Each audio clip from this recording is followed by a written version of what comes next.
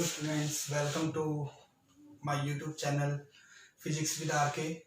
So today we will discuss about chapter second measurement या फिर need of measurement class 11th physics.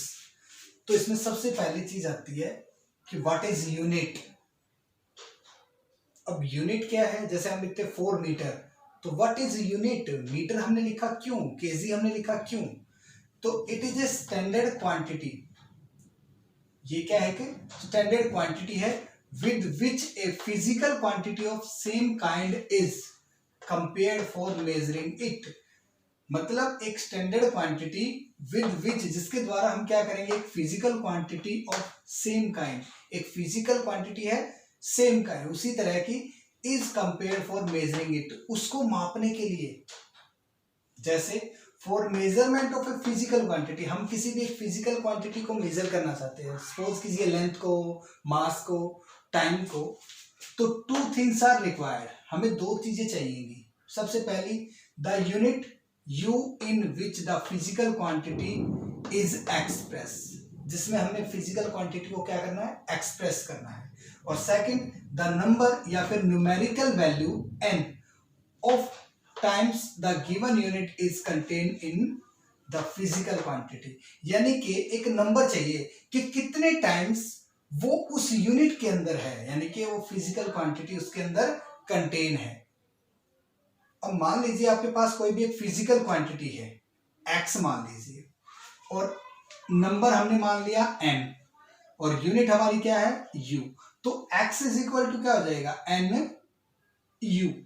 इसका मतलब x यहाँ पे क्या है, कोई भी एक फिजिकल क्वांटिटी, n क्या है, कोई भी एक न्यूमेरिकल वैल्यू, जैसे 1 मीटर है, 2 मीटर है, और u क्या है, उसकी मेजरिंग यूनिट, जैसे मीटर है, केजी है, तो कितने केजी है, कितने मीटर है, कितने सेंटीमीटर है, कितने मीटर है, इस तरह से. तो फॉर एग्जांपल हमने मान लिया भाई लेंथ ऑफ रोड हमारे पास क्या है, 4 मीटर, तो इसका मतलब जो लेंथ है हमारे पास, ये तो क्या होगी, एक फिजिकल क्वांटिटी. 4 क्या है मेरे पास, एक नंबर, और मीटर क्या है, उसकी यूनिट. तो इसका मतलब what is unit, it is a standard quantity, एक स्टैंडर्ड क्वांटिटी है with which A physical quantity of same kind is compared for measuring it. किसी भी एक सेम काइंड से फिजिकल क्वांटिटी से हम उसको क्या करते हैं, कंपेयर करते हैं, उसको मापने के लिए. जैसे मीटर को मैंने सेंटीमीटर से कंपेयर किया, या फिर सेंटीमीटर को मैंने मिलीमीटर से कंपेयर किया, तो वो कंपैरिजन जो है किसी भी स्टैंडर्ड क्वांटिटी का, वो क्या कहलाएगा, यूनिट. क्या क्या चीजें चाहिए हमें यूनिट के लिए, सबसे पहली चीज the unit in which the physical quantity is express, मतलब वो यूनिट चाहिए जिसमें हम उसको एक्सप्रेस करना चाह रहे हैं. जैसे हमने यहाँ पे मीटर लिया, केजी लिया, या फिर पास्कल लिया, जो भी लिया. उसके बाद फिजिकल क्वांटिटी हमारे पास हमने मान लिया x, दूसरी क्या है, is equal to number into unit, n क्या है, नंबर कि कितने नंबर ऑफ टाइम्स है. उसके बाद एग्जांपल लिया हमने लेंथ ऑफ रोड, ये है 4 मीटर वगैरह. तो उसके बाद कहता है numerical value of a physical quantity is inversely proportional to the unit of physical quantity. जो न्यूमेरिकल वैल्यू होगी ना किसी भी एक फिजिकल क्वांटिटी की, वो हमेशा इनवर्सली प्रोपोर्शनल होगी the unit of physical quantity. Numerical value जैसे ये हमने लिया n, तो n मेरे पास क्या है, न्यूमेरिकल वैल्यू, वो हमेशा इसके इनवर्सली प्रोपोर्शनल होगी फिजिकल क्वांटिटी के. कैसा, क्यों, smaller the unit of a physical quantity. अगर मान लीजिए मेरे पास स्मॉलर है क्या, एक फिजिकल क्वांटिटी, जैसे मैंने मीटर से सेंटीमीटर में लिया, larger will be the numerical value of the physical quantity. For example मैंने लिखा 4 मीटर, तो इसका मतलब अगर मैं इसको सेंटीमीटर में लिखता हूं तो इज इक्वल टू 400 सेंटीमीटर लिख सकता हूं. तो यहाँ पे देखिए न्यूमेरिकल वैल्यू क्या हुई इसकी, इंक्रीज. तो इसका मतलब smaller the unit of a physical quantity, larger will be the numerical value of the physical quantity. तो ये क्या है, न्यूमेरिकल वैल्यू, और ये क्या है, यूनिट. तो ये क्या है, न्यूमेरिकल वैल्यू, और ये क्या है, यूनिट. तो स्मॉलर जितनी होती जाएगी हमारे पास फिजिकल क्वांटिटी, उतनी ही ज्यादा उसकी न्यूमेरिकल वैल्यू क्या होती चली जाएगी, इंक्रीज. अब इसमें एक वर्ड बार बार यूज किया जा रहा है, फिजिकल क्वांटिटी, फिजिकल क्वांटिटी. तो what is a physical quantity, तो टेक ए स्क्रीनशॉट, उसके बाद पढ़ते हैं what is a physical quantity and how many types of.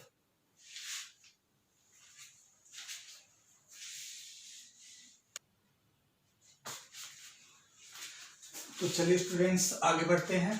इससे पहले हम पढ़ चुके व्हाट इज यूनिट्स और कैसे उसका कंपैरिजन किया था हमने एक्सटेंडेड यूनिट के साथ। तो पढ़ते हैं फंडामेंटल फिजिकल क्वांटिटीज क्या होती है, यानी कि fundamental units and derive units के बारे में। तो उससे पहले फंडामेंटल फिजिकल क्वांटिटी और डिराइव फिजिकल क्वांटिटी। तो सबसे पहले फंडामेंटल फिजिकल क्वांटिटी क्या होती है? The physical quantities which are independent of each other, मतलब जो किसी पे डिपेंड ना करे, एक दूसरे पे डिपेंड ना करे, are called fundamental physical quantities या फिर बेस क्वांटिटीज। मतलब इनसे मिलके आपकी अदर यूनिट्स क्या हुई हैं? ड्राइव हुई है। मतलब सीधी सी बात है कि ये एक दूसरे के ऊपर डिपेंड नहीं करती। और ये टोटल हमारे पास कितनी है? 7 फिजिकल क्वांटिटी कितनी है हमारे पास टोटल? ये 7 फंडामेंटल या बेस क्वांटिटीज है। जो कौन कौन सी है? लेंथ, लेंथ को हम किस में मेजर करते हैं? मीटर में। मास को किस में मेजर करते हैं? किलोग्राम में। टाइम को किस में मेजर करते हैं? सेकंड में। टेम्परेचर को किस में मेजर करते हैं? केल्विन में। इलेक्ट्रिक करंट को किस में मेजर करते हैं? एम्पियर में। लुमिनस इंटेंसिटी, लुमिनस क्या होते थे? Which have on lights. तो लुमिनस इंटेंसिटी को हम किस में मेजर करते हैं? Candela, CD. And quantity of matter या अमाउंट ऑफ सब्सटेंस, इसको हम किस में मेजर करते हैं? मोल में। Are fundamental physical quantities. तो ये टोटल नंबर ऑफ कितनी है आपके पास? 7। लेंथ, मास, टाइम, उसके बाद temperature, electric current, luminous intensity and quantity of matter या अमाउंट ऑफ सब्सटेंस। फंडामेंटल और बेस यूनिट्स क्या होती हैं? The units of fundamental physical quantities, मतलब जो इनकी यूनिट होगी ना हमारे पास, जैसे लेंथ के लिए हम मीटर यूज करते हैं, मास के लिए केजी यूज करते हैं, टाइम के लिए सेकंड। तो ये हमारी कौन सी यूनिट्स होंगी? बेस यूनिट बोल सकते हो या फंडामेंटल यूनिट्स बोल सकते हो। क्लियर? उसके बाद आता है derive physical quantities and units. अब देखिए ये जो थी ये क्या है कि which are independent of each other, जो डिपेंड नहीं करते एक दूसरे पे। लेकिन जो डिराइव फिजिकल क्वांटिटीज हैं वो क्या है? Any physical quantities which can be derive from the fundamental physical quantities by multiplying और डिवाइडिंग देम। मतलब या तो हम उनको क्या करें? मल्टीप्लाई करें, या हम उनको क्या करें? डिवाइड करें। तो हमें जो यूनिट प्राप्त होंगी या हमें जो क्वांटिटी मिलेगी that is known as derived physical quantity. नाम से ही पता लग रहा है कि डिराइव, इसका मतलब हमने निकाला है उसको। किससे निकाला है? मल्टीप्लाई करके या डिवाइड करके। किसको? फंडामेंटल फिजिकल क्वांटिटीज को या फिर बेस फिजिकल क्वांटिटीज को। तो इसके लिए एग्जांपल हमने मान लिया स्पीड है, तो speed is equal to distance by time. अब डिस्टेंस है क्या? वास्तव में लेंथ ही तो है, और लेंथ हमारा क्या था? एक फंडामेंटल फिजिकल क्वांटिटी बोल सकते हो या बेस क्वांटिटी बोल सकते हो। टाइम भी हमारे पास क्या है? फंडामेंटल क्वांटिटी या बेस क्वांटिटी। तो लेंथ अपॉन टाइम, ये हमारे पास क्या आ जाएगा? मीटर पर सेकंड, क्योंकि लेंथ को किस में लेते हैं? मीटर में। टाइम को किस में लेते हैं? सेकंड में। तो मीटर पर सेकंड मेरे पास क्या है इसका? Derived units. तो जैसे इसमें हमने पढ़ा था फंडामेंटल और बेस यूनिट्स, तो इसका मतलब the units of fundamental physical quantities are known as fundamental और बेस यूनिट। तो ऐसे ही डिराइव यूनिट्स क्या होंगे? The units of derive physical quantities are known as derive units. मतलब वो यूनिट्स जो किसको डिराइव करती है, किससे निकाली गई है? Physical quantity, derive physical quantities को रिप्रेजेंट करेंगे, वो क्या कहलाएंगी? हमारी नोन एज डिराइव यूनिट्स। ये बहुत सारी हो सकती है हमारे पास जो डिराइव फिजिकल क्वांटिटीज है, जैसे जैसे स्पीड है, वेलोसिटी है, एक्सेलरेशन है, इंपल्स है, मोमेंटम है, एंगुलर मोमेंटम है, पता नहीं कितनी सारी है। उसके बाद characteristics of a standard unit. अगर हम किसी भी एक यूनिट को लिखते हैं तो उसके अंदर क्या क्या कैरेक्टरिस्टिक्स होनी चाहिए, उसके एडवांटेज क्या क्या होनी चाहिए, तभी तो हम उसको बोल सकते हैं कि हाँ ये एक स्टैंडर्ड यूनिट है। जैसे मीटर लिखते हैं या फिर हम किलोमीटर लिखते हैं, तो क्यों लिखते हैं ऐसा? क्या क्या उसके अंदर एडवांटेज होनी चाहिए? सबसे पहले it should be the proper size, मतलब उसका जो साइज है वो प्रॉपर होना चाहिए। ये नहीं कि भाई ज्यादा छोटा हो, वेरी स्मॉल भी नहीं होना चाहिए और वेरी बिग भी नहीं होना चाहिए, लार्ज नहीं होना चाहिए। ऐसा क्यों? क्योंकि वो इनकन्वीनियंस पैदा करता है थोड़ा सा। बिल्कुल छोटा हो जाएगा तो भी प्रॉब्लम होगी, और ज्यादा बड़ा होगा तो भी प्रॉब्लम होगी। तो इसका मतलब it should B of proper size. तो इसका मतलब कैरेक्टरिस्टिक्स ऑफ स्टैंडर्ड यूनिट्स की जो सबसे पहले एडवांटेज है या कैरेक्टरिस्टिक्स है वो क्या है कि it should B proper size. उसका जो साइज है वो प्रॉपर होना चाहिए, ना तो ज्यादा लार्ज होना चाहिए और ना ज्यादा स्मॉल होना चाहिए। दूसरा, it should be easily accessible. Accessible का मतलब क्या हुआ कि भाई वो सीधी सी बात, अगर हम उस चीज को यूज करना चाहे तो इजिली उसको यूज कर सके, यूटिलाइज करे, थोड़ा सा कॉम्प्लेक्स स्ट्रक्चर ना हो उसका, तो it should be easily accessible. Third है आपके पास, it should be widely acceptable. Widely acceptable ये है कि हम ये नहीं कह सकते कि भाई हम उसको केवल यहाँ इंडिया में, ऑल ओवर वर्ल्ड में उसको क्या किया गया हो, एक्सेप्ट किया गया हो। ठीक है, तो वो आपकी क्या है, थर्ड कैरेक्टरिस्टिक्स है किसकी, स्टैंडर्ड यूनिट की। फोर्थ में क्या कहता है, it should not change with time, place and physical conditions. अब मैं अगर ये कहूं कि मेरे पास प्रेशर ज्यादा है, टेम्परेचर ज्यादा है, तो क्या मैं मीटर को सेंटीमीटर में चेंज कर दूं? नहीं, वो चेंज नहीं होनी चाहिए। किसकी वजह से, it should not change with time, ना तो टाइम के अकॉर्डिंग चेंज हो कि आज मान लीजिए वो मीटर है और अगले 10 साल में वो सेंटीमीटर हो जाए, नहीं। तो it should not change with time, place, यहाँ पे अगर वो हम मीटर लेके चल रहे हैं तो किसी दूसरी जगह पे जाएंगे तो कुछ और हो जाए, नहीं। तो प्लेस के अकॉर्डिंग भी चेंज नहीं होने चाहिए, and physical conditions such as pressure and temperature etcetera, इसके अकॉर्डिंग भी वो चेंज नहीं होने चाहिए। क्लियर।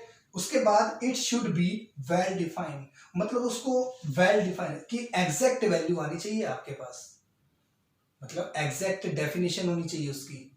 उसके बाद it should B reproducible at all places without any difficulty, आप उसको कहीं भी जाओ, उसको रिप्रोड्यूस करना चाहो तो रिप्रोड्यूस कर सकते हो बिना किसी डिफिकल्टी के। तो वो आपकी क्या होनी चाहिए, easily reproducible at all places without any difficulty, बिना किसी डिफिकल्टी के। क्लियर। तो ये हमारी कुछ क्या है, कैरेक्टरिस्टिक्स है स्टैंडर्ड यूनिट्स की। क्लियर। तो टेक ए स्क्रीनशॉट। उसके बाद हम आगे पढ़ते हैं सिस्टम ऑफ यूनिट्स कि एसआई सिस्टम क्या है, सीजीएस सिस्टम क्या है, एफपीएस क्या है, एमकेएस क्या है। क्लियर।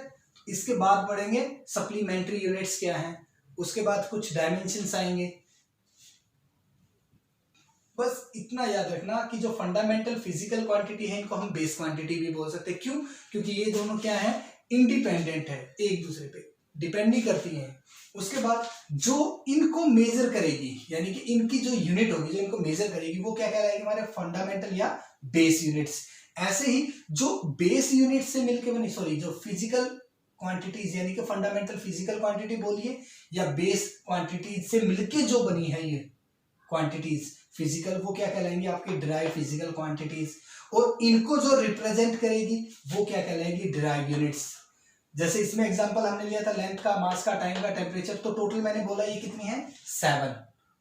तो इनसे मिलके जो भी बनेंगी वो हमारी सारी क्या कहलाएंगी, डिराइव फिजिकल क्वांटिटीज। और डिराइव फिजिकल क्वांटिटीज को जो मेजर करेंगी वो क्या कहलाएंगी, डिराइव यूनिट्स। जैसे एग्जांपल लिया स्पीड का, डिस्टेंस अपॉन टाइम, तो डिस्टेंस क्या है, लेंथ है, और टाइम एज इट इज, तो लेंथ अपॉन टाइम ये दोनों ही क्या है मेरे पास, बेस यूनिट। तो बेस यूनिट से मिलके जो बनेगी उनको क्या कहेंगे हम, डिराइव फिजिकल क्वांटिटी।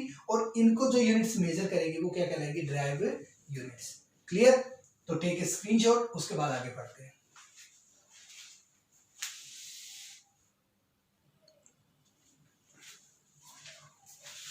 तो चलिए स्टूडेंट पढ़ते हैं सिस्टम ऑफ यूनिट्स। इससे पहले हमने पढ़ा कि हमारे पास यूनिट क्या है, फंडामेंटल फिजिकल क्वांटिटीज क्या है, फंडामेंटल यूनिट्स क्या है, डिराइव फिजिकल क्वांटिटीज क्या है, और उसके बाद कुछ कैरेक्टरिस्टिक्स हमने पढ़ी थी स्टैंडर्ड यूनिट्स की। तो अब पढ़ते हैं system of units. What is a system of units? हमने यूनिट्स पढ़ा, डिराइव फिजिकल क्वांटिटीज पढ़ी, डिराइव यूनिट्स पढ़ी, और उसके बाद बेस यूनिट्स पढ़ी। तो सिस्टम है क्या वास्तव में यूनिट्स का? तो a set of base and derive units, मतलब एक सेट है, कॉम्बिनेशन है किसका, बेस और डिराइव यूनिट्स का, of physical quantities in a system of measurement. A set of base and derived units of physical quantities in a system of measurement is known as system of units. मतलब जिसमें दोनों ही क्या हो, आपके पास combine हो, उन दोनों का सेट, यानी कि बेस और डिराइव यूनिट्स का जो सेट होगा हमारे पास, वो क्या कहलाएगा आपका, सिस्टम ऑफ यूनिट्स। तो बेसिकली हमारे पास 4 सिस्टम ऑफ यूनिट्स है, 4 सिस्टम ऑफ यूनिट्स है, या 4 टाइप्स बोल सकते हो। सबसे पहले आता है द सीजीएस सिस्टम। अब यहाँ पे जो एब्रिविएशन दे रखी है उनकी क्या है, इन this system unit of length is centimetre. अगर हम इस सिस्टम में देखें तो यूनिट जो है लेंथ की वो क्या है, centimetre, unit of mass is gram and unit of time is second. Clear. उसके बाद आता है सेकेंड एफपीएस सिस्टम और ब्रिटिश सिस्टम, या तो ये बोलिए या ये बोलिए, एक ही बात है। तो इन this system unit of length is foot, unit of mass is pound and unit of time is second. It is not a metric system. जैसे मैं हम कहते हैं भाई 1 kg इज इक्वल टू 1000, तो वो मीट्रिकल में अगर हम देखें तो 10 की पावर में जा सकता है, लेकिन ये ऐसा है जो 10 की पावर में हम यूज नहीं कर सकते। हम इसमें आगे हम पढ़ेंगे कि 1 फुट किसके इक्वल है, 1 पाउंड किसके इक्वल है, 1 ऑन्स क्या है, तो वो सारी चीजें डिटेल में पढ़ेंगे। यहाँ पे हमने सिर्फ क्या पढ़ना है कि 4 types of system of units. तो एफपीएस बोलिए या फिर ब्रिटिश सिस्टम। अगर पूछा जाए कि कौन सा ऐसा सिस्टम ऑफ यूनिट्स है जो आपका मीट्रिक सिस्टम में नहीं है, तो कौन सा है, एफपीएस सिस्टम या फिर द ब्रिटिश सिस्टम। उसके बाद आता है MKS system. In this system unit of length is metre, unit of mass is kilogram and unit of time is second. उसके बाद आता है लास्ट हमारा एसआई यूनिट या इंटरनेशनल सिस्टम ऑफ यूनिट्स। तो it is the modified form of MKS system, मतलब इसको modify करके हमने क्या बनाया है, एसआई सिस्टम, यानी कि international system of units, and hence is also known as rationalized MKS system। ठीक है। तो इन SI system there are 7 fundamental units and 2 supplementary units। Clear. तो टेक ए स्क्रीनशॉट। उसके बाद डिटेल में पढ़ते हैं कि कौन सी हमारे पास फंडामेंटल यूनिट्स है, कौन सी हमारे पास सप्लीमेंट्री यूनिट्स है, और सबसे बड़ी, अगर लेंथ को मेजर कर सकते हो तो बड़ी से बड़ी यूनिट क्या है, टाइम को मेजर करते हो तो बड़ी से बड़ी यूनिट क्या है, अगर मास को करते हो तो बड़ी से बड़ी यूनिट क्या है। ठीक है, तो वो डिटेल में पढ़ेंगे। तब तक stay home, stay safe and keep your study continue. Okay, तो टेक ए स्क्रीनशॉट। इसके बाद हम पढ़ेंगे नेक्स्ट लेक्चर में।